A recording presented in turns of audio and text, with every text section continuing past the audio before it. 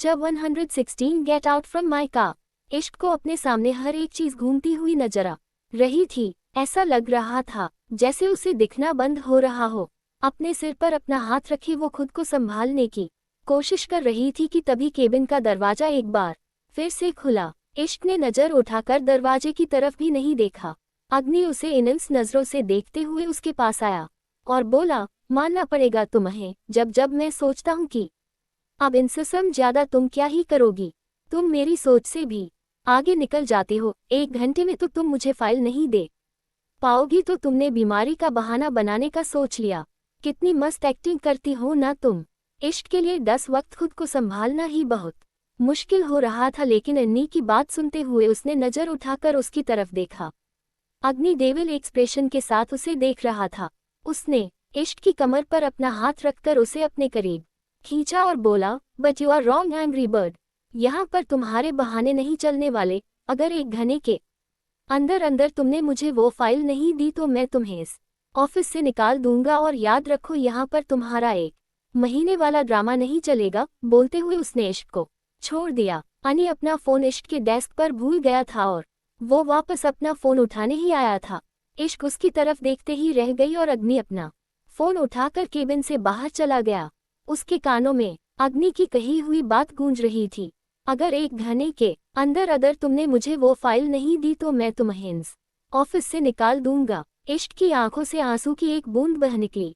अपनी किस्मत पर हंसते हुए वो बोली, अब तो 1 महीना भी नहीं है, सिर्फ कुछ ही दिन है मेरे पास, कम से कम ये तो मुझसे मत छीनिए। खुद को संभालती हुई वो अपने डेस्क पर आए और अपना काम करने लगी। अब उसे किसी न किसी तरह 1 घंटे में ये काम करना ही था ताकि अग्नि उसे इस ऑफिस से ना निकाल दे। उसे ऑफिस से जाने का डर नहीं था, बस वो अनी से दूर नहीं जाना चाहती थी। इस 1 महीने में वो ज्यादा से ज्यादा अग्नि के करीब रहना चाहती थी, और अगर अग्नि उसे इस ऑफिस से निकाल देता तो वो अनी से भी दूर हो जाती। उसका सर तेजी से दर्द हो रहा था। कुछ देर अपनी आंखें बंद कर वो अपनी जगह पर बैठी रही, और फिर जब उसे थोड़ा ठीक लगने लगा तो उसने काम करना शुरू किया। हालांकि उसका सर अभी भी दर्द हो रहा था, लेकिन पहले से काफी ठीक था। उसने कल से ढंग से खाना नहीं खाया था, शायद इसी वजह से कमजोरी ज्यादा आ रही थी। वो फाइल कंप्लीट करना बहुत मुश्किल था, लेकिन फिर भी 1 घंटे में उसने वो फाइल कंप्लीट कर ली। उसने अपनी घड़ी में वक्त देखा तो अभी 5 मिनट बाकी थे। वही दूसरी तरफ अग्नि अपने केबिन में बैठा लैपटॉप पर लाइव फुटेज देख रहा था जो कि इश्क के केबिन की थी, और इश्क को इस तरह से काम करते हुए देख उसके चेहरे पर डेविल स्माइल थी। उसे लग रहा था कि इश्क का काम कंप्लीट नहीं होगा। तभी उसका फोन बजा। टेबल से अपना फोन उठाकर वो अपनी जगह से उठा और सामने विंडो की तरफ चला गया। विंडो से बाहर की तरफ देखते हुए वो फोन पर बात कर रहा था। आज उसकी कोई कंसाइनमेंट आने वाली थी जिसमें थोड़ी प्रॉब्लम हो रही थी। वो कंसाइनमेंट पूरी तरह से इलीगल थी और अग्नि को उसे किसी भी तरीके से अपने ठिकाने पर पहुंचवाना था, लेकिन रूट चेकिंग की वजह से थोड़ी प्रॉब्लम आ रही थी, इसलिए अग्नि को खुद उस जगह पर जाने की जरूरत पड़ रही थी। वो अभी फोन पर बात ही कर रहा था कि केबिन का दरवाजा नॉक हुआ। अग्नि ने बिना दरवाजे की तरफ देखे ही अपनी उंगली से जो भी दरवाजे पर खड़ा है उसे अंदर आने का इशारा किया। इश्क अपने हाथों में फाइल लिए अंदर आए और टेबल के सामने आकर खड़ी हो गई। अग्नि ऑन कॉल बोला, मुझे नहीं पता, जो करना है करो, जैसे करना है करो, आई डोंट केयर, मुझे पूरा माल उस जगह पर चाहिए। बोलते हुए वो सामने की तरफ घूम गया तो उसकी नज़र इश्क पर गई। इश्क को इस वक्त अपने केबिन में देखकर वो हैरान था। उसने कॉल डिस्कनेक्ट किया और बोला, क्या हुआ, खुद से रेजिग्नेशन लेटर देने आए हो क्या एंग्री बर्ड? ऐसा सोचना भी मत, अपनी मर्जी से तो यहाँ पर मैं तुम्हें अपनी जगह न बदलने दूं, यहाँ से जाना तो दूर की बात है। इश्क मुस्कुराई और उसने अपने हाथ में पकड़ी हुई फाइल टेबल पर रख और खुद टेबल की दूसरी तरफ से होती हुई अग्नि के पास आने लगी। अग्नि की भौहें तन गई। वो अपनी गहरी नजरों से इश्क को देख रहा था। इश्क बिल्कुल उसके करीब आकर खड़ी हो गई और उसने अपना हाथ अग्नि के सीने पर रखा। अग्नि ने अपनी नज़र झुकाते हुए अपने सीने पर देखा। थोड़ी देर पहले अग्नि ने अपनी शर्ट के 3-4 बटन खोल दिए थे, जिसकी वजह से उसका चौड़ा सीना साफ दिखाई दे रहा था। अम्नी ने इश्क का हाथ झट से दूर झटक दिया। इश्क चौंक गई। आज तक अन्नी ने कभी उसे इस तरह से खुद से दूर नहीं किया था। इश्क ने वापस अपना हाथ उसके सीने पर रखा। इस बार अग्नि उसका हाथ अपने सीने से हटाता उससे पहले ही इश्क बोली, यहाँ पर आपकी एम्प्लॉइज कम और आपकी दीवानियाँ ज्यादा है, किसी की नज़र आप पर जाएगी तो मुझे अच्छा नहीं लगेगा, इसीलिए जरा खुद को संभाल कर रखिए। मैं लड़ाकू नहीं हूँ और बनना भी नहीं चाहती। एक अग्नि उसे अपनी बड़ी बड़ी आंखों से देख रहा था। वो इश्क पर अपना गुस्सा उतार रहा था और इश्क कैसे बिहेव कर रही थी जैसे उसे फर्क ही न पड़ रहा हो। उसने इश्क की कमर पर अपना हाथ रखा और बोला, कैसे कर लेती हो तुम ये सब, एक पल में कैसे बदल जाती हो। कभी ऐसे बिहेव करती हो जैसे मेरे लिए पागल हो तुम, और कभी ऐसे बिहेव करती हो कि मुझसे तुम्हें कोई फर्क ही नहीं पड़ता। इश्क ने नज़र उठाकर उसकी तरफ देखा और बोला, ये गलतफहमी आपको कब से हो गई कि मुझे आपसे फर्क नहीं पड़ता। जितना फर्क आपसे पड़ता है इतना फर्क तो अब खुद से भी नहीं पड़ता। बोलते हुए जितनी ही इश्क की आवाज इंटेंस थी उतनी ही उसकी नज़रें भी इंटेंस थी। अग्नि उसके चेहरे पर पूरा झुका और बोला, हाँ इसीलिए तो उस शख्स का नाम नहीं बता रही थी जो मेरी जगह तुम हम बेचैन कर रहा था। इश्क उसकी आंखों में देखते हुए बोली, आपकी जगह कोई नहीं ले सकता, मेरी हर बेचैनी आपसे है। अग्नि दांत पीसते हुए बोला, झूठ भी कितनी सफाई से बोलती हो ना तुम, आज तक इतना सच्चा तो मैंने सच नहीं सुना जितना सच्चा तुम्हारा झूठ लगता है। बोलते हुए उसने इश्क को एक झटके में छोड़ दिया। इश्क हल्का सा लड़खड़ा गई लेकिन जल्दी ही उसने खुद को संभाल लिया, ये उम्मीद किए बिना ही कि अग्नि उसे संभाल लेगा, और अग्नि ने उसे संभाला भी नहीं। वो मुस्कुराते हुए टेबल के पास आए और फाइल उठाकर अग्नि की तरफ बढ़ाते हुए बोली, मैंने काम पूरा कर दिया, फाइल रेडी है, आप चेक कर सकते हैं। अग्नि हैरानी से उसे देख रहा था। सच में वो काम इतना आसान नहीं था जितनी जल्दी इश्क ने कर दिया था। उसने इश्क के हाथों से वो फाइल ली और बिना उस फाइल की तरफ देखे ही उस फाइल को फाड़ दिया। इश्क उसकी तरफ देखती ही रह गई। उसने कितनी मेहनत से वो फाइल बनाई थी लेकिन अन्नी ने उसे देखा तक नहीं। उस फाइल के टुकड़ों को नीचे जमीन पर फेंकते हुए अग्नि एकदम एक्सप्रेशनलेस होकर बोला, अब मेरा इस प्रोजेक्ट को करने का मन नहीं है तो मुझे इस फाइल की जरूरत नहीं। एंग्री बर्ड, फिलहाल हमें किसी और मीटिंग पर जाना है। मीटिंग का सुनकर इश्क हैरानी से उसे देखने लगी। वो तुरंत से बोली, मैं आपके साथ किसी मीटिंग पर नहीं जाऊंगी। अग्नि के चेहरे पर तिरछी मुस्कुराहट आ गई। वो खुद दुष्ट के पास आया और उसकी आंखों देखते हुए बोला, तुहन लगता है कि तुम्हारी इतनी औकात है कि तुम मुझे मना कर पाओ, ये बता सको कि तुम मेरे साथ मीटिंग में जाओगी या नहीं। बोलते हुए उसने इश्क का हाथ पकड़ा और उसे केबिन के बाहर की तरफ लेकर जाने लगा। डश्क एकदम हैरान रह गई। वहीं दूसरी तरफ लीजा किसी से फोन पर बात कर रही थी और बहुत ज्यादा गुस्से में लग रही थी। वो अपने डैड विलियम से बात कर रही थी। उसने विलियम को बताया कि कैसे अग्नि ने उसे ट्रीट किया और कैसे इश्क ने भी उसकी इंसल्ट की। उसकी बात सुनते हुए विलियम भी गुस्से से कांप रहा था। वो लीजा से बोला, don't worry, I will talk to fire, he can't treat you like this. Lisa उसे रोकते हुए बोली, no dad, you will not talk to him, और don't you dare to do anything, because अब जो करना है मैं खुद करूंगी। विलियम के चेहरे पर सवालिया एक्सप्रेशन आ गए। उसने तुरंत से पूछा, लेकिन तुम करोगी क्या? उसका सवाल सुनकर आइजर के आंसू सूख गए और उसके चेहरे पर डेविल स्माइल आ गई। उसने अपने पॉकेट से अपना दूसरा फोन निकाला जो उसने इंडिया में आकर खरीदा था, ताकि वो इश्क के ऊपर जो भी अटैक या फिर उसके अगेंस्ट प्लान करें वो उस फोन से कर सके। इस फोन के बारे में अग्नि को नहीं पता था। उसने इश्क के साथ पहले जो करवाया वो सब अग्नि को इसीलिए पता चला क्योंकि वो सब उसने अपने फोन से किया था, लेकिन अब उसने सोच लिया था कि उसे कब क्या और कैसे करवाना है, और उसने न सिर्फ प्लान बनाया था बल्कि उसे शुरू भी कर दिया था। उसे बस एक कॉल का इंतजार था। अग्नि और इश्क गाड़ी में थे। इश्क गुस्से से अन्नी को घूर रही थी। अन्नी ने बिना उसकी तरफ नजर घुमाए ही कहा, मुझे गुस्से से घूरने से कुछ नहीं होगा, चुपचाप बैठी रहो, ज्यादा मुंह बनाओगी तो मुंह तोड़ दूंगा। इश्क का मुंह खुला का खुला रह गया। वो गुस्से से बोली, आप मेरे साथ ऐसे कैसे बात कर सकते हैं? आपने आज तक कभी मुझ पर इस तरह का गुस्सा नहीं किया, हमेशा शिकायत करते हैं लेकिन ऐसी बातें नहीं करते।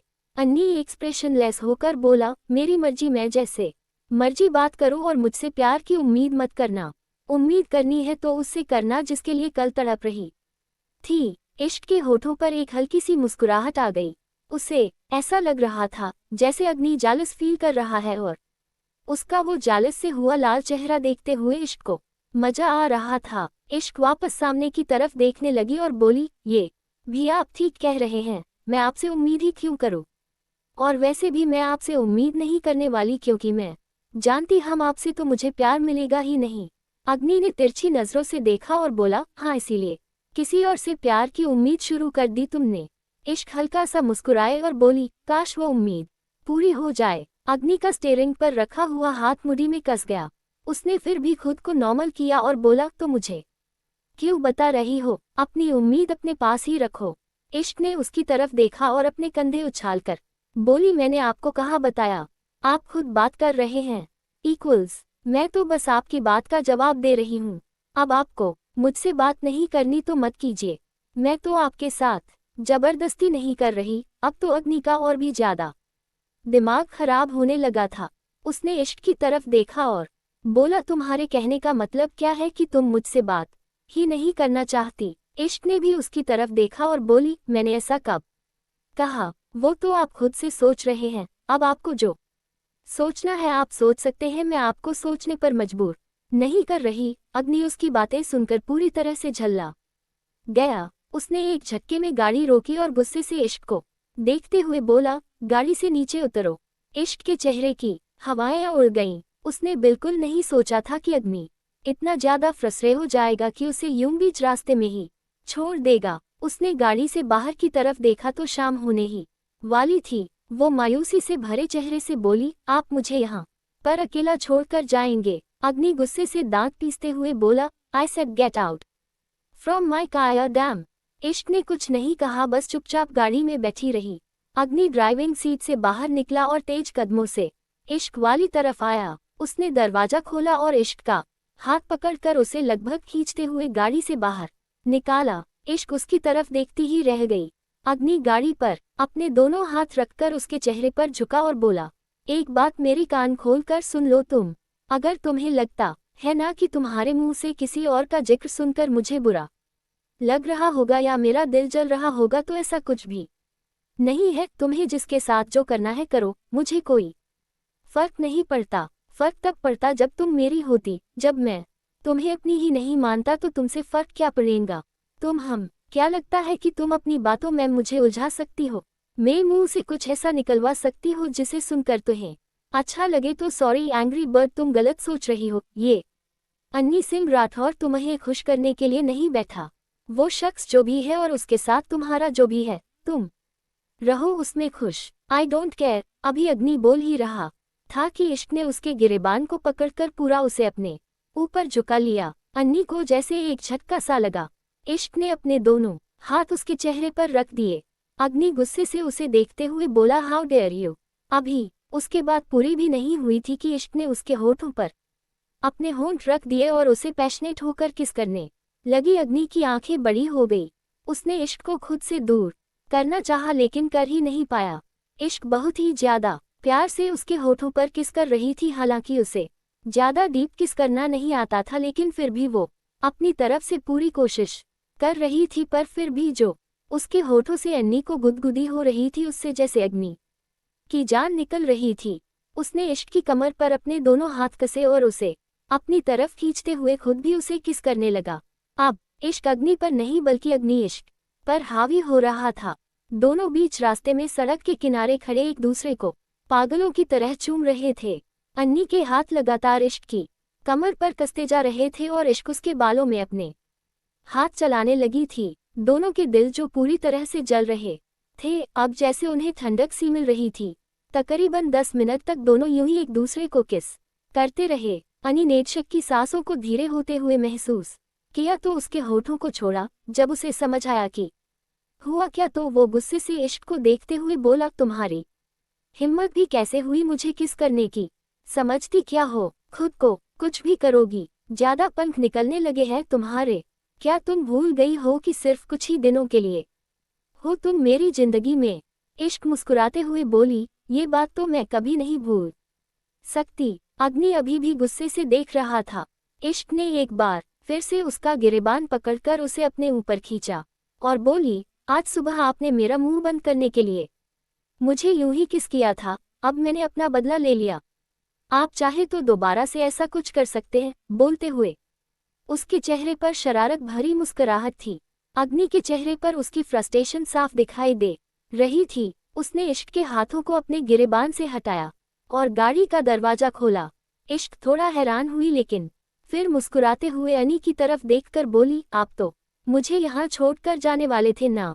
अग्नि कोल्ड एक्सप्रेशन के साथ बोला, छोड़ा उन्हें जाता है जिन्हें अपने साथ रखा हो। तुम सिर्फ जबरदस्ती मेरे साथ हो कुछ दिन और फिर हमेशा हमेशा के लिए तुम्हें छोड़ ही दूंगा। मन फिर जाना जिसके पास भी तुम्हें जाना है। अपनी बात बोलकर अग्नि तुरंत ड्राइविंग सीट की तरफ बढ़ गया।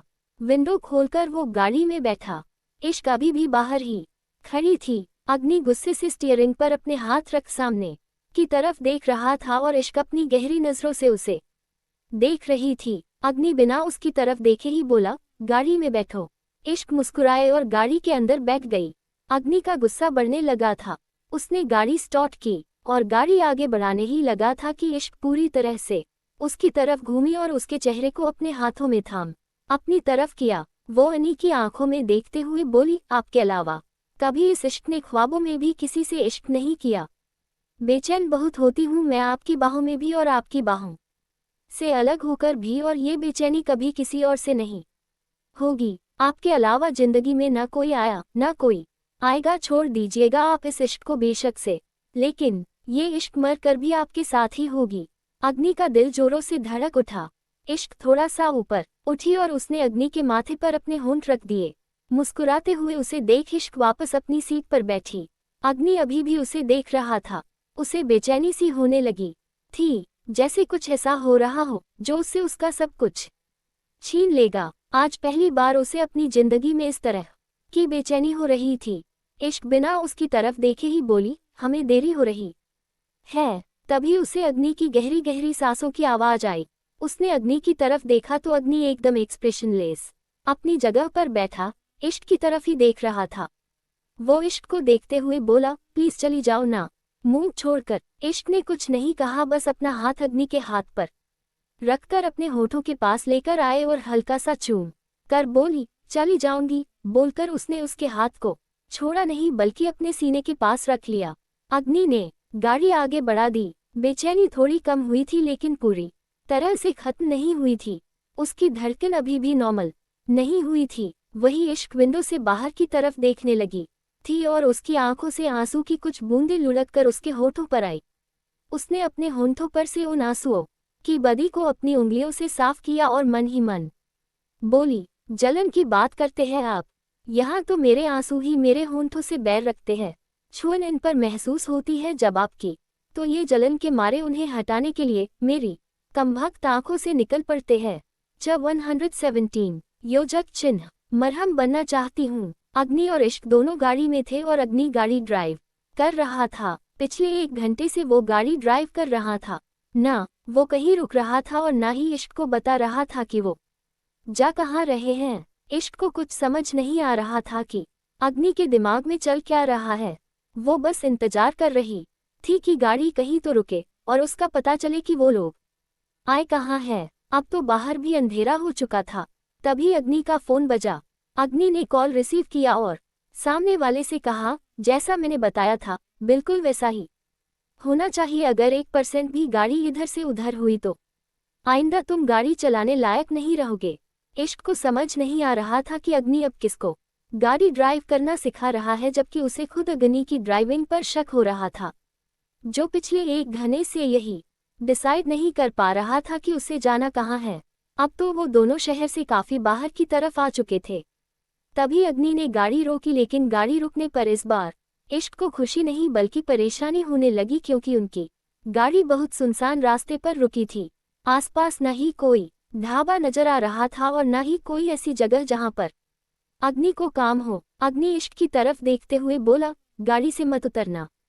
इश्क कुछ पूछती या जवाब देती उससे पहले ही अग्नि गाड़ी से बाहर चला गया। इश्क बस उसे देखती ही रह गई। उसने बाहर की तरफ देखा तो अग्नि सामने खड़े 2 ट्रक की तरफ जा रहा था, जो बिल्कुल एक से थे और सामान से लदे हुए थे। वो बिल्कुल वैसे ट्रक थे जैसे एक बार इश्क ने पहले देखे थे। सेब के डिब्बों से भरे हुए ट्रक, वो सब याद करते हुए इश्क का गला सूखने लगा। एक बार फिर से उसे डर लगने लगा था। अनी उन दोनों ट्रक की तरफ आया। दोनों ट्रक के बाहर ही दो आदमी खड़े थे। अग्नि उन्हें देखते हुए कुछ बात कर रहा था। तभी गाड़ी में रखा हुआ अग्नि का फोन दोबारा बजने लगा। इश्क ने फोन की तरफ देखा और फिर वापस अग्नि की तरफ देखा। एक बार के लिए उसने उसका फोन साइलेंट कर दिया, लेकिन फोन करते ही दोबारा फोन आने लगा। कहीं कोई जरूरी कॉल ना हो, इसलिए उसने अग्नि का फोन लिया और गाड़ी से बाहर निकलकर अग्नि की तरफ बढ़ गई। वहीं दूसरी तरफ अग्नि अभी भी उन दोनों आदमियों से बात कर रहा था और उन्हें किसी रास्ते के बारे में समझा रहा था। जैसे ही अग्नि को महसूस हुआ कि इश्क बिल्कुल उसके पास आकर खड़ी है, उसने जल्दी से पलटकर अपने पीछे की तरफ देखा। फोन एक बार फिर से बजकर शांत हो चुका था। अग्नि ने फोन की तरफ देखा ही नहीं। वो गुस्से से इश्क की तरफ देखते हुए बोला, मैंने मना किया था ना तुमसे कि तुम बाहर नहीं आओगी, फिर बाहर क्यों आए तुम? उसे इस तरह गुस्से में चिल्लाते हुए देख इश्क सहम गई। वो अनी की तरफ उसका फोन बढ़ाते हुए बोली, मैं वो बस ये फोन देने। अग्नि उसके करीब हुआ और उसके हाथ को पकड़कर अपने करीब खींचते हुए बोला, तुम हमेशा वही करती हो जो करने से मैं तुम्हें मना करता हूँ। एक बार में तुम्हें मेरी बात समझ क्यों नहीं आती? क्या हो जाएगा अगर तुम मेरी कोई बात मान लोगी? इश्क की कलाई में दर्द होने लगा था। वो अग्नि की तरफ देखते हुए बोली, मैंने कहा ना, मैं सिर्फ आपको ये फोन। अभी वो बोल ही रही थी कि अग्नि का फोन दोबारा बजने लगा। इश्क ने उसके हाथों से फोन लिया और बिना देखे ही डिस्कनेक्ट कर दिया। अन्नी गुस्से से दांत पीसते हुए बोला, चुपचाप जाकर गाड़ी में बैठो और जब तक मैं ना आ जाऊं तब तक बाहर मत आना। बोलकर उसने इश्क का हाथ छोड़ दिया था। इश्क ने अपना सर हाँ में हिलाया और वहां से जाने लगी। अनी ने वापस उन दोनों आदमी की तरफ देखा और बोला, चलो निकलो यहाँ से, काम में कोई भी प्रॉब्लम नहीं होनी चाहिए। योजक चिन्ह। उन दोनों आदमियों ने अन्नी की बात सुनी और वहां से ट्रक के आगे की तरफ बढ़ गए। अग्नि भी पीछे की तरफ घुमा, जहां इश्क गाड़ी की तरफ जा रही थी। अग्नि ने भी अपने कदम गाड़ी की तरफ बढ़ा दिए। उसकी नज़र इश्क पर थी, जो गाड़ी से कुछ ही दूरी पर थी। तभी अचानक से अग्नि के कदम एक पल के लिए रुक गए। ऐसा लग रहा था जैसे वो बिल्कुल शांत होकर किसी चीज पर कंसंट्रेट करने की कोशिश कर रहा हो। उसे अपने आसपास एक अजीब सी आवाज आती हुई महसूस हो रही थी, जिसे सुनकर वो ये समझने की कोशिश कर रहा था कि आखिर वो आवाज है किस चीज की। तभी अचानक से वो इश्क की तरफ भागा। तभी एक गोली चलने की आवाज आए और गोली अग्नि के पेट को बिल्कुल छूकर निकल गई। अग्नि ने इश्क को गोल घुमाकर अपने पीछे कर लिया था और जो गोली इश्क को लगने वाली थी वो खुद पर ले ली थी। इश्क की आंखें बड़ी हो गई। एक पल के लिए उसकी सांस थम गई। वो अन्नी के कंधे और पीठ से लगी हुई थी। अन्नी ने तुरंत अपनी कमर से गन निकाली और सामने की तरफ फायर करने शुरू कर दिए, जहां दो आदमी छिपकर खड़े थे और उन दोनों में से एक ने ही इश्क पर निशाना लगाया था। उन दोनों पर फायर करते हुए अग्नि तेज कदमों से उनकी तरफ दौड़ा। इश्क तो यही नहीं समझ पा रही थी कि अचानक से क्या होने लगा। गोलियों की आवाज सुनते हुए उसने अपने कानों पर अपने हाथ रख लिए थे और अग्नि की तरफ एकटक नजरों से देख रही थी। उसे अग्नि के लिए डर भी लग रहा था कि कहीं अग्नि को कुछ ना हो जाए। वो अग्नि की तरफ दौड़ने लगी। एक गाड़ी उन दोनों आदमियों के लिए तैयार खड़ी थी। वो दोनों आदमी उस गाड़ी में बैठे और तुरंत वहां से निकल गए। अग्नि के पेट पर गोली लगी थी। तभी उसने पलटकर इश्क की तरफ देखा, जो उसके ही पास आ रही थी। उसने अपने कदम रोक दिए। अब वो गुस्से से उस जगह देख रहा था जहां से वो आदमी भागे थे।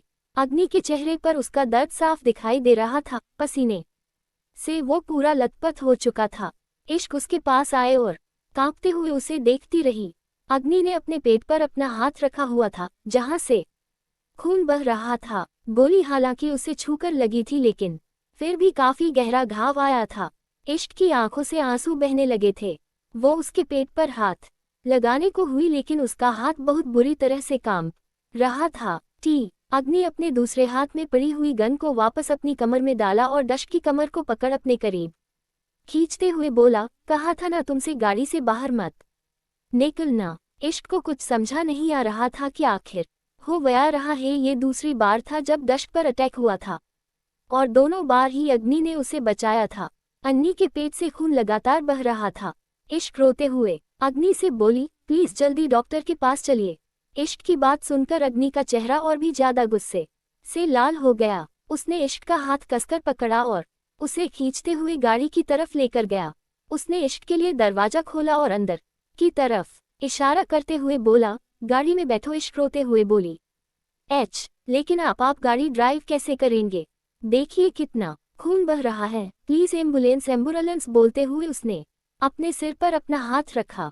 वो गाड़ी के अंदर झुकी और जल्दी से पर्स में से अपना फोन निकाल वो एम्बुलेंस को फोन मिलाने लगी। अग्नि ने गुस्से से उसका फोन पकड़कर गाड़ी के पीछे की तरफ फेंका और बोला, मैंने कहा चुपचाप गाड़ी में बैठो, समझ में आ रहा है या नहीं? इश्क रोते हुए बोली, लेकिन आपकी हालत। अन्नी ने गुस्से से दांत पीसते हुए एक बार फिर से उसका हाथ पकड़ा और उसे गाड़ी के अंदर बिठाया। तेज कदमों से वो ड्राइविंग सीट पर आया और अंदर आकर गाड़ी स्टार्ट कर दी। इश्क उसकी तरफ देख रही थी। अग्नि का एक हाथ अपने पेट पर था तो एक हाथ से वो गाड़ी ड्राइव कर रहा था। उसके चेहरे पर देखकर साफ पता चल रहा था कि उसे दर्द हो रहा है। इश्क उसे सुनसान रास्ते की तरफ जाते देखा। बोली, प्लीज हॉस्पिटल चलिए ना, अगर आपको कुछ हो गया तो। बहुत बोलते हुए वो अग्नि के पेट की तरफ देख खून बह रहा रही थी। अग्नि ने गुस्से से देखा और बोला, मेडिकल किट निकाल कर दो। इश्क ने तुरंत से मेडिकल किट निकाल कर उसे दी। अग्नि ने गाड़ी एक तरफ रोकी और अपनी शर्ट के बटन खोलकर खुद ही अपने जख्म का ट्रीटमेंट करने लगा। इश्क हैरानी से उसे देख रही थी। न जाने अग्नि कैसे वो सब कुछ कर रहा था, जो देखते ही इश्क को दर्द महसूस हो रहा था। उससे अग्नि की तरफ देखा भी नहीं जा रहा था। वो बहुत ज्यादा सहमी हुई थी। खुद ही मरहम पट्टी करने के बाद अग्नि ने वहां रखी हुई पानी की बोतल उठाए और 2 घूंट पानी पिया। इश्क उसकी तरफ देखते हुए बोली, प्लीज अब तो डॉक्टर के पास चलिए ना। अग्नि एक्सप्रेशनलेस होकर बोला, डॉक्टर की जरूरत नॉर्मल इंसानों को होती है, मुझ जैसे इंसानों को नहीं। इश्क उसे देखते हुए बोली, लेकिन दर्द तो आपको भी होता है ना? अग्नि व्यंग से मुस्कुराया। एक बार फिर से उसने अपनी कमर से गन निकाली। गन देखकर इश्क एक बार फिर से सहम गई। वो अग्नि की तरफ बड़ी बड़ी आंखों से देख रही थी। अग्नि ने उस गन को घुमाया और उसी तरफ लगा दिया जहां पर उसे पहले गोली छूकर लगी थी, जहां उसने अभी अभी पट्टी बंधी थी। वो उस घाव पर गन को पॉइंट करते हुए बोला, देखना चाहोगी कि मुझे कितना दर्द होता है? इश्क के होश उड़ गए। उसने जल्दी से अपना सरनामे हिलाया। आंसुओं से उसकी आंखें भरी हुई थी। एक डेविल स्माइल के साथ अग्नि ने गन वापस अपनी कमर में डाल ली। इश्क अग्नि को देखकर हैरान थी, कैसे उसे अपने ही दर्द से फर्क नहीं पड़ रहा। भले ही उसने अग्नि से कुछ नहीं कहा, लेकिन उसे अग्नि की फिक्र बहुत हो रही थी।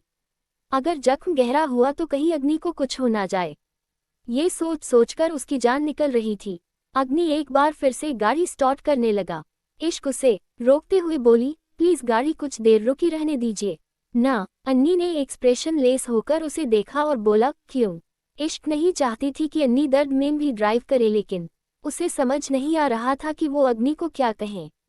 इसलिए वो बहाना बनाते हुए बोली, क्योंकि मुझे मेरी तबीयत ठीक नहीं लग रही, प्लीज मेरे लिए कुछ देर रुक जाए। अग्नि डेविल स्माइल के साथ बोला, तुम्हें ऐसा क्यों लगता है एंग्री बर्ड की मैं तुम्हारे लिए कुछ करूंगा? इश्क की आंखों से आंसू एक बार फिर से निकल गए। वो रोते हुए बोली, प्लीज इसके अलावा और कभी कुछ नहीं मांगूंगी आपसे। जैसे ही एक बात खत्म हुई, अग्नि ने गाड़ी स्टार्ट कर दी। इश्क के दिल में एक हुक सी उठी, लेकिन बिल्कुल थोड़ा सा आगे आकर ही अग्नि ने गाड़ी दोबारा रोक दी। इश्क उसे देखते ही रह गई। इश्क को जलाने में अग्नि ने कोई कसर छोड़ी थी। सिर्फ 15-20 सेकंड ही अग्नि ने गाड़ी चलाई थी, लेकिन इस 1-5-2-0 सेकंड में इश्क को बहुत बुरा लगा था। अग्नि ड्राइविंग सीट से बाहर निकला और पीछे वाली सीट पर आ गया। इश्क उसे ही देख रही थी। भले ही अग्नि जाहिर नहीं कर रहा था, लेकिन उसके चेहरे को देखकर पता चल रहा था कि उसे दर्द हो रहा है। इश्क भी आगे से निकलकर पीछे वाली सीट पर आ गई। अग्नि ने उसकी तरफ नहीं देखा, वो अपना सिर पीछे तरफ लगाकर कंफर्टेबल होकर बैठा हुआ था। इश्क ने अपने हाथ अग्नि की तरफ बढ़ाए और उसके पेट को छूकर देखने लगी। एक हल्की सिसकी अग्नि के मुंह से निकली और अगले ही पल उसने इश्क के सिर के पीछे अपना हाथ रखकर उसके बालों को अपनी मुट्ठी में कस लिया। वो एक्सप्रेशन लेस होकर उसकी आंखों में देखते हुए बोला, मेरे जख्मों पर नमक छिड़कना चाहती हो? इश्क सिसकती सी आवाज में बोली, मेरी छुअन इतनी तकलीफ देती है आपको? उद्धरण चिन्ह। अग्नि एक्सप्रेशनलेस होकर बोला, अब तो तकलीफ भी तकलीफ नहीं देती, तुम कोशिश करके देख लो। इश्क उसकी आंखों में इंटेंसिटी से देखते हुए बोली, लेकिन मैं मरहम बनना चाहती हूँ। बोलकर वो अग्नि के चेहरे पर पूरी झुकी और उसके होंठों को चूमने लगी। अन्नी के हाथ इश्क के बालों पर और ज्यादा कसने लगे थे। इश्क बड़े ही प्यार से अग्नि को किस कर रही थी, जैसे वो एक प्यासी और अग्नि उसके लिए कोई अमृत। अग्नि भी उसे किस करने लगा था। एसएचक्यू जितना प्यार से उसे किस कर रही थी, अग्नि उतना ही ज्यादा वाइल्ड होता जा रहा था। धीरे धीरे अन्नी इस कदर हावी हुई कि इश्क पीछे की तरफ होने लगी और अन्नी उस पर झुकने लगा। जब 118 तड़पे तलब। इश्क बड़े ही प्यार से अग्नि को किस कर रही थी, जैसे वो एक प्यासी और अग्नि उसके लिए कोई अमृत। अग्नि भी उसे किस करने लगा था। एलएसएचक्यू जितने प्यार से उसे किस कर रही थी, अग्नि उतना ही ज्यादा वाइल्ड होता जा रहा था। धीरे धीरे आग ने इस कदर हावी हुआ कि इश्क पीछे की तरफ होने लगी और अग्नि उस पर झुकने लगा। अभी तक उन दोनों की किस ब्रेक नहीं हुई थी, दोनों ही एक दूसरे को पूरे पैशनेट होकर किस कर रहे थे, लेकिन अब इश्क पूरी तरह से सीट पर थी और अग्नि उस पर झुका हुआ था। साथ ही साथ अग्नि के हाथ इश्क से छेड़खानियां करने लगे थे। इश्क उसकी हर एक छुअन से सिहर रही थी, उसके रोंगटे खड़े हो रहे थे। अग्नि ने काफी देर बाद इश्क के होठों को छोड़ा और उसकी गर्दन को चूमने लगा। इश्क के हाथ लगातार अग्नि की पीठ पर चल रहे थे। अचानक से उसका हाथ अग्नि के पेट पर लगा तो अग्नि ने गुस्से से उसे देखा। इश्क तुरंत से बोली, सॉरी, वो मैंने जानबूझकर नहीं किया। अभी वो बोली ही रही थी कि अन्नी वापस उसकी गर्दन पर झुककर उसकी गर्दन को किस करने लगा। कुछ देर उसकी गर्दन को यूं ही किस करते रहने के बाद वो वापस उसकी आंखों में देखते हुए बोला, तुम दर्द दे भी नहीं सकती। इश्क एक पल उसके चेहरे को देखती रह गई। वो भी उसकी आंखों में देखते हुए बोली, क्यों, आपको ऐसा क्यों लगता है कि मैं आपको दर्द नहीं दे सकती? अग्नि व्यंग से हंसा और फिर इंटेंस वॉइस में बोला, क्योंकि मरहम हो तुम। इश्क का दिल जैसे एक पल के लिए धड़कना ही भूल गया हो। वो मासूमियत से बोली, जरा एक बार फिर से कहिए जो अभी अभी आपने कहा। इश्क अभी बोल ही रही थी कि अग्नि वापस अपनी सीट पर ऊपर उठा और अपनी शर्ट के बटन लगाते हुए बोला, अम्नी सिंह राठौर कुछ बातें एक ही बार कहता है, बार बार नहीं। सुनने वाले को सुना तो अच्छी बात, नहीं सुना तो बहुत अच्छी बात। बोलकर वो गाड़ी से बाहर निकला। इश्क ने भी अपने कपड़े ठीक किए और गाड़ी से बाहर आई। अग्नि ने उसे जब गाड़ी से बाहर निकलकर अपनी तरफ आते देखा तो उसका चेहरा एक बार फिर से गुस्से से लाल होने लगा। इश्क उसके पास आए, वो उससे कुछ कहती, उससे पहले ही अन्नी गुस्से से बोला, मना क्या है ना कि गाड़ी से बाहर नहीं निकलोगी तुम? इश्क उसकी तरफ देखते हुए बोली, मुझे वो बात सुननी है जो अभी अभी आपने कही। अग्नि ने आंखें छोटी कर उसे देखा और बोला, एक बार में बात समझ नहीं आती क्या?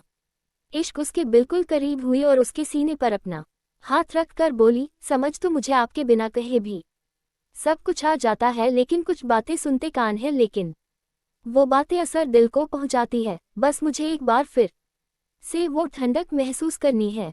अन्नी के होठों पर डेविल स्माइल आ गई। वो इश्क के बिल्कुल करीब हुआ। इश्क थोड़ा सा सिहर गई।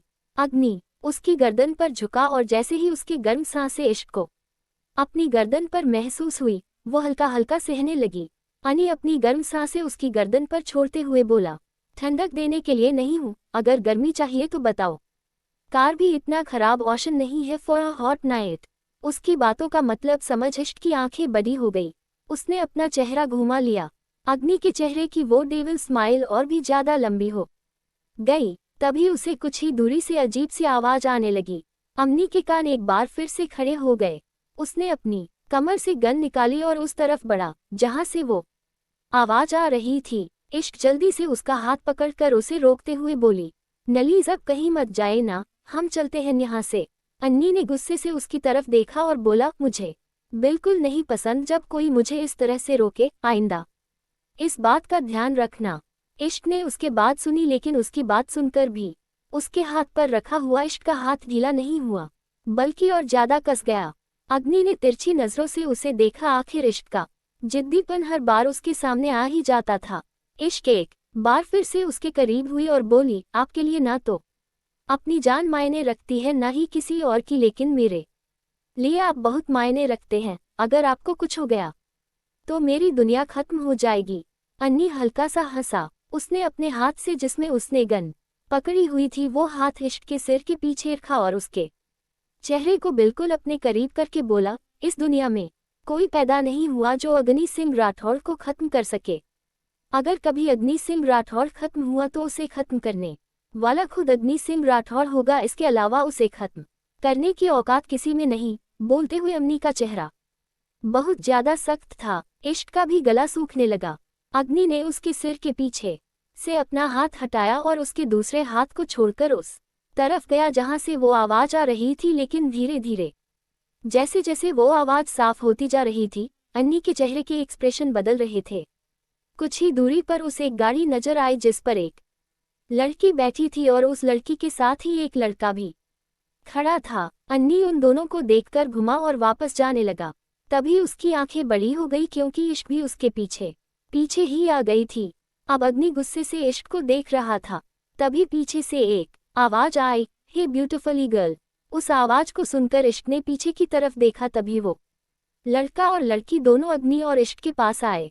वो लड़की दश्क से बातें कर रही थी, लेकिन अन्नी ने गुस्से से इश्क का हाथ पकड़ा और उसे वहां से अपनी गाड़ी की तरफ लेकर आया। उसने गाड़ी का दरवाजा खोला और इश्क को अंदर बिठाया। खुद भी वो तुरंत ड्राइविंग सीट की तरफ आया और गाड़ी स्टार्ट करने लगा, लेकिन गाड़ी स्टार्ट हो ही नहीं रही थी। शायद इंजन में कोई प्रॉब्लम आ गई थी।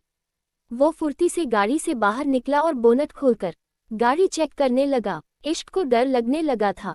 सुनसान रास्ते में वो और अनी अकेले थे। भले ही अग्नि के साथ उसे बहुत ज्यादा महफूज महसूस होता था, लेकिन खुद अन्नी की तबीयत सही नहीं थी और वो नहीं चाहती थी कि अग्नि को कोई तकलीफ हो। जब गाड़ी स्टार्ट नहीं हुई तो अन्नी किसी को फोन करने की कोशिश करने लगा, लेकिन उसके फोन के नेटवर्क भी नहीं आ रहे थे, जिससे उसके चेहरे पर गुस्सा झलकने लगा।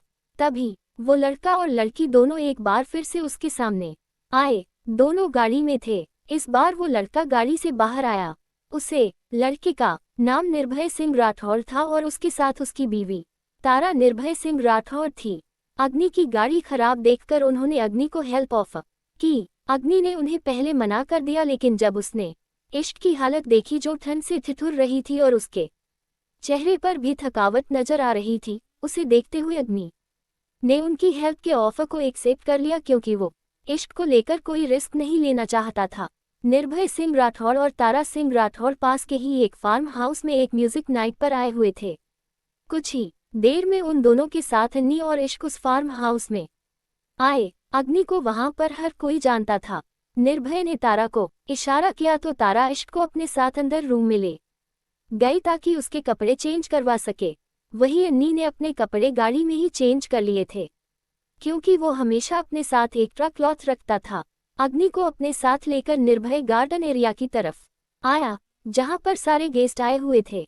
अन्नी भले ही उन सब के साथ खड़ा था, लेकिन उसकी नज़र बार बार अंदर की तरफ जा रही थी, जहां इश्क तारा के साथ कही थी। तारा इश्क को लेकर अंदर एक लड़की के पास आई। वो लड़की आईने के सामने बैठी थी। इस वक्त उस लड़की ने एक ब्लैक कलर का लहंगा पहना हुआ था। आईने के सामने बैठी वो लड़की बहुत खूबसूरत लग रही थी। तारा और इश्क दोनों उसके पास आए। तारा उस लड़की की तरफ देखते हुए इश्क से बोली, ये आरजू है, मेरी एंजल, मेरी भाब। बोलते बोलते वो रुक गई थी। उसकी आवाज में एक मायूसी दिखाई दे रही थी। इश्क उस लड़की की तरफ देखते हुए बोली, बहुत खूबसूरत हो तुम आरजू, बिल्कुल अपने नाम की तरह। जब तुम्हारे होने वाले पति तुम्हें देखेंगे तो बस देखते ही रह जाएंगे। आरजू के चेहरे पर हल्की सी मुस्कुराहट थी, लेकिन जैसे ही इश्क की बात पूरी हुई उसके चेहरे से वो मुस्कुराहट गायब हो गई। वो अपनी जगह से उठी और बोली, अब कहाँ ही वो मुझे देखेंगे, उनकी नजरें तो अब किसी और को तलाशती हैं। इश्क उसकी बात सुनकर थोड़ा हैरान हुई। वहीं तारा का चेहरा भी मायूस हो गया था। तारा आरजू की तरफ देखते हुए इश्क से बोली, एंजल मेरी भाभी थी, लेकिन अब ब्रो किसी और से शादी कर रहे हैं। इश्क ने तुरंत से पूछा, पर क्यों, क्या वो तुमसे प्यार नहीं करते? आए आरजू हल्का सा मुस्कुराए और बोली, बहुत करते हैं, लेकिन मेरी ही गलतियां हैं जिनकी वजह से मैंने उन्हें खो दिया और अब तो शायद मैं उन्हें कभी दोबारा पा ही ना सकूं। इश्क हल्का सा मुस्कुराए और बोली, अगर तुम उनसे सच में मोहब्बत करती हो तो तुम ऐसे हार नहीं मान सकती, उन्हें बताओ कि तुम उनसे बहुत मोहब्बत करती हो। आरजू मायूसी से बोली, लेकिन कैसे? आरजू का सवाल सुनकर इश्क के चेहरे पर मुस्कुराहट तैरने लगी। उसने आरजू से कुछ कहा तो आरजू के चेहरे पर भी एक उम्मीद नजर आने लगी। आरजू इश्क की तरफ देखते हुए बोली, लगता है तुम्हारे पति तुमसे बहुत प्यार करते हैं। उसकी बात सुनकर इश्क का चेहरा अब थोड़ा मायूस हो गया। वो धीमे से बोली, बहुत इश्क करते हैं वो मुझसे, लेकिन बस इजहार नहीं करते और तकलीफ इस बात की है कि मैं इंतजार भी नहीं कर सकती। उसकी बात का मतलब तारा को समझ नहीं आया, लेकिन आरजू के चेहरे पर परेशानी झलकने लगी थी। तारा ने इश्क को कुछ कपड़े दिए तो इश्क उन्हें लेकर ड्रेसिंग रूम में चली गई। कुछ देर बाद वो ड्रेसिंग रूम से बाहर आई तो एक रॉयल ब्लू कलर की साड़ी में वो बहुत खूबसूरत लग रही थी। तारा इश्क और आरजू दोनों की तरफ देखते हुए बोली, आप दोनों ही बहुत खूबसूरत है। पहले मेरे पास एक एंजल थी और अब दो हो गई। मैं गॉड से प्रे करूंगी कि आप दोनों के अनरोमांटिक पति मेरे स्पाइसी डैडी की तरह हो जाए। बोलते हुए वो निर्भय के बारे में सोच रही थी। इश्क ने हैरानी से तारा को देखा तो तारा नॉटी वे में बोली, मैं मेरे मी को स्पाइसी डैडी बोलती, हम BCOZ। उनका लव स्पाइसीनेस से भरा हुआ है। इश्क और आरजू दोनों उसके एक्सप्रेशन देखकर हंसी। कुछ देर बाद इश्क बाहर गार्डन एरिया में आई। उसकी नजरें अग्नि को ढूंढ रही थी, जिसके हाथों में ड्रिंक का गिलास था और वो साथ ही साथ सिगरेट की कश भर रहा था। अग्नि की नज़र जब इश्क पर गई तो वो उसे देखता ही रह गया। रॉयल ब्लू कलर की साड़ी में सच में इश्क बहुत ज्यादा खूबसूरत लग रही थी। ऐसा लग रहा था जैसे वो रंग बना ही इश्क के लिए हो। इश्क पहले तेज कदमों से चल रही थी, लेकिन जब उसने अग्नि की नज़र खुद पर देखी तो उसके कदम धीमे हो गए। वो अग्नि के सामने आकर खड़ी हुई और सबसे पहले उसने अनी के होठों दबी हुई सिगरेट को उसके होठों से अलग किया और नीचे जमीन पर फेंक दिया। वो अन्नी की तरफ देखते हुए बोली, इंसान को अपनी तलब पर थोड़ा कंट्रोल करना चाहिए, कई बार तलब तड़पा कर रख देती है। अन्नी ने नीचे गिरी हुई उसे सिगरेट को देखा और फिर इश्क की कमर पर अपना हाथ रखकर उसे अपने करीब खींच लिया। उसने अपने हाथों में पकड़ा हुआ ड्रिंक का गिलास इश्क के गाल से लगाया। वो ठंडा ठंडा गिलास अपनी गाल पर महसूस कर इश्क की सांसें तेजी से बढ़ गई। अन्नी की नज़र उसके कांपते हुए होठों पर आए और धीरे धीरे उसकी गर्दन की तरफ जाने लगी। वो बड़ी ही मदहोशी भरी आवाज में बोला, अगर किसी से उस तलब पर कंट्रोल ना हो तो तलब खुद इंसान के पास आकर उसे तड़पाए तो आगे जारी है।